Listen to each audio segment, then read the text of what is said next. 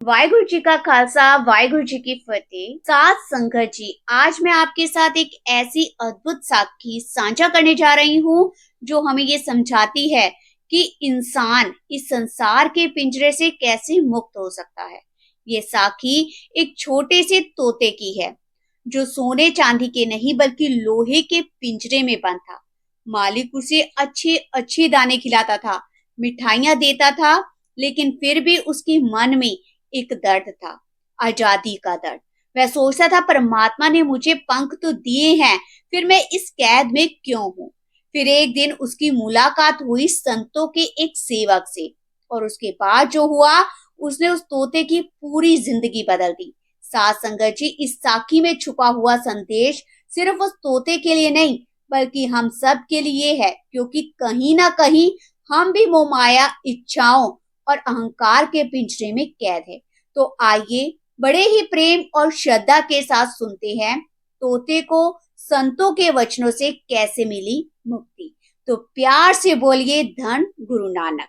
महाराज जी अक्सर एक साखी सुनाया करते थे कि एक दुकान के बाहर एक पिंजरा लटका हुआ था और उस पिंजरे में एक तोता बंद था। यद्यपि उसका मालिक उसे अच्छी अच्छी चीजें खिलाता था, उसे चूड़ियां, मिठाइयां और स्वादिष्ट दाने, फिर भी वह तोता उदास बैठा रहता था। उसके मन में हमेशा यही दर्द रहता था कि परमात्मा ने उसे पंख तो दिए हैं, लेकिन वह इस लोहे के पिंजरे में कैद है।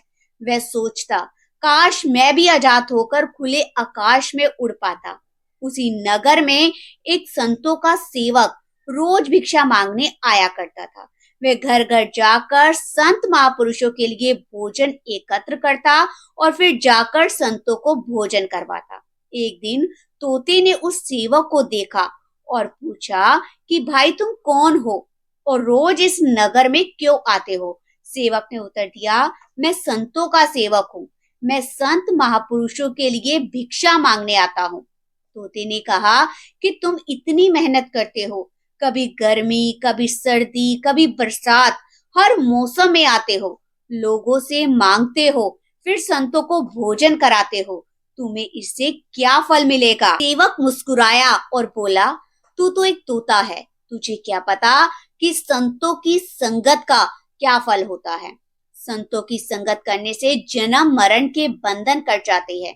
फिर उसने प्रेम से कहा, कहो नानक गुरु बंधन काटे, बिछरत आन मिलाए, अर्थात गुरु मनुष्य के जन्म मरण के बंधन काटकर उसे परमात्मा से मिला देते हैं।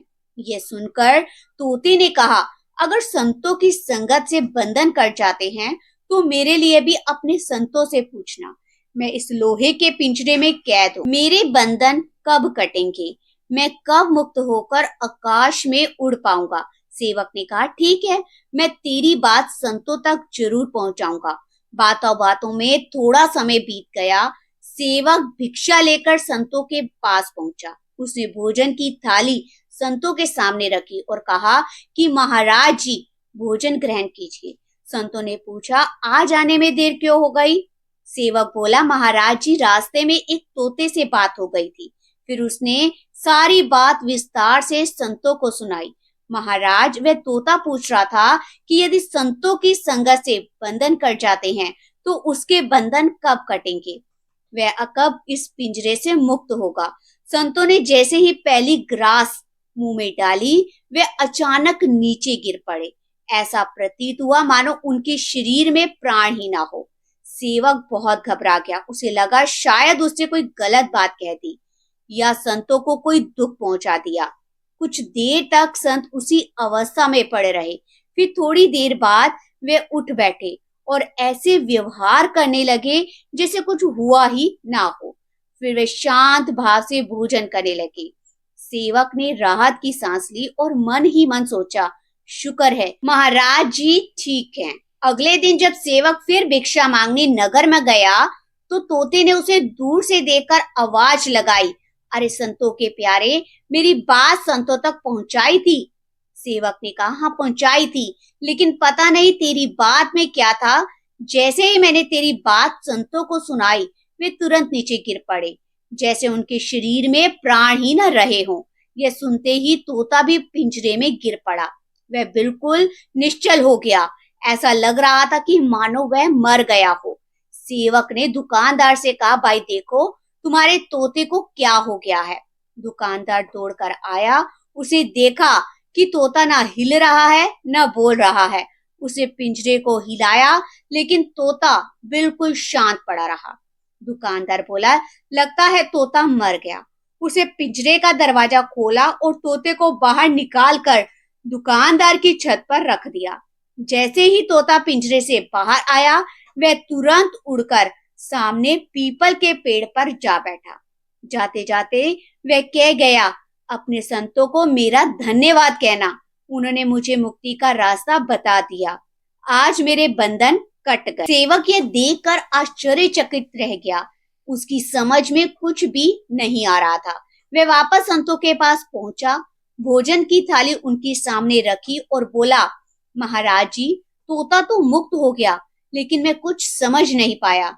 उसकी बात मैंने आपको सुनाई तो आप गिर पड़े, और आपकी बात मैंने उसे सुनाई तो वह भी गिर पड़ा और आजाद हो गया। इसका क्या रहस्य है?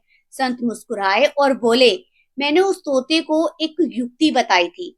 मैंने उसे संकेत दिया था कि यदि पिंजरे से मुक्त होना है तो मरा हुआ बनना पड़ेगा। जब तक वह जीवित होने का व्यवहार करता रहेगा, तब तक कैद में रहेगा।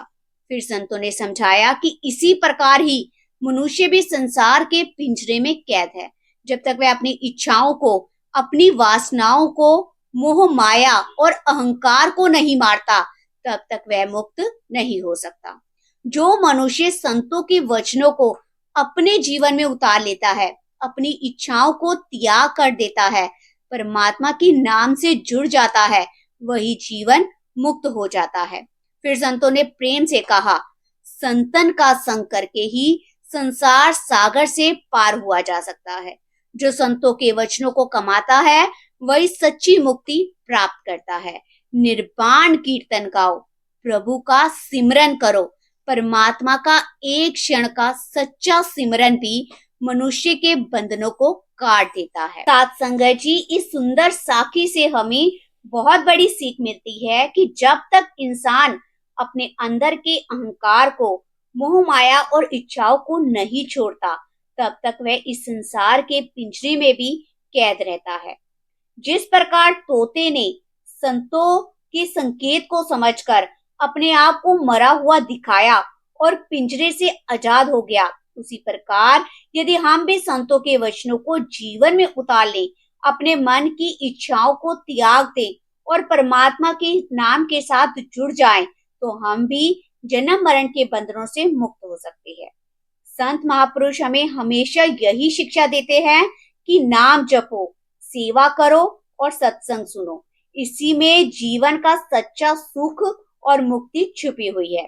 अगर आपको ये साखी अच्छी लगी हो तो वीडियो को लाइक जरूर करें, चैनल को सब्सक्राइब करें और ज्यादा से ज्यादा संगत तक इस साखी को शेयर करें, ताकि और लोग भी गुरु की इस सुंदर शिक्षा का लाभ ले सके। तो प्यार से बोले, श्री वाहे गुरु जी। सतनाम श्री वाहे गुरु जी।